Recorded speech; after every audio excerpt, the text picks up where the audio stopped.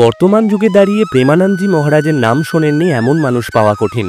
তাকে দেখে এবং তার কথা শুনে মনে হয় তিনি যেন স্বয়ং ভগবান শ্রীকৃষ্ণেরই অংশ বা অবতার স্বরূপ। তাই তাকে সামনে থেকে দেখার জন্য প্রতিদিন অসংখ্য মানুষ ভিড় করে বৃন্দাবনে।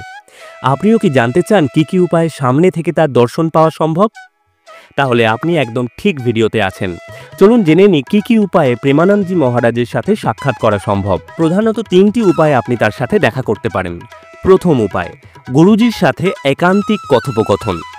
এর জন্য আপনাকে অবশ্যই একদিন আগে সকাল 9:30টায় গুরুজির আশ্রম শ্রীহিত রাধাকেলি কুঞ্জ সন্ত নিবাসে আসতে হবে এবং একান্তিক কথোপকথনের জন্য আপনার নাম রেজিস্ট্রেশন করতে হবে।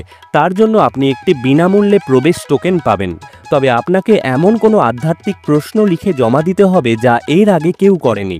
যদি পারেন তবেই আপনাকে এই সুযোগ দেওয়া হবে। তাহলে পরের দিন সকালে গুরুজির সাথে একান্তিক কথোপকথনের জন্য আপনাকে আসতে বলা হবে। দ্বিতীয় উপায় হলো গুরুজির সাথে কীর্তন ও সৎসঙ্গে অংশগ্রহণের মাধ্যমে তার দর্শন লাভ।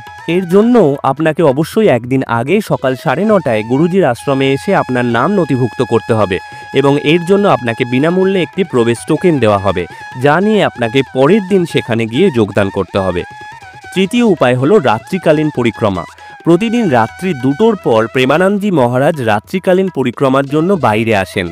এর জন্য আপনাকে রাত্রিবেলা পরিক্রমা মার্গের কাছে উপস্থিত হয়ে প্রেমানন্দজি মহারাজের জন্য অপেক্ষা করতে হবে। এখানে প্রচুর মানুষ রাত্রিবেলা ভিড় করেন গুরুজির দর্শন লাভের জন্য। কখনো কখনো প্রেমানন্দজি মহারাজ দিনের বেলাতেও বিশেষ সময়ে পরিক্রমায় বের হন এবং ভক্তদের দর্শন দেন। আপনিও যদি একজন ভক্ত হয়ে থাকেন তাহলে কমেন্টে রাধে রাধে লিখতে ভুলবেন না।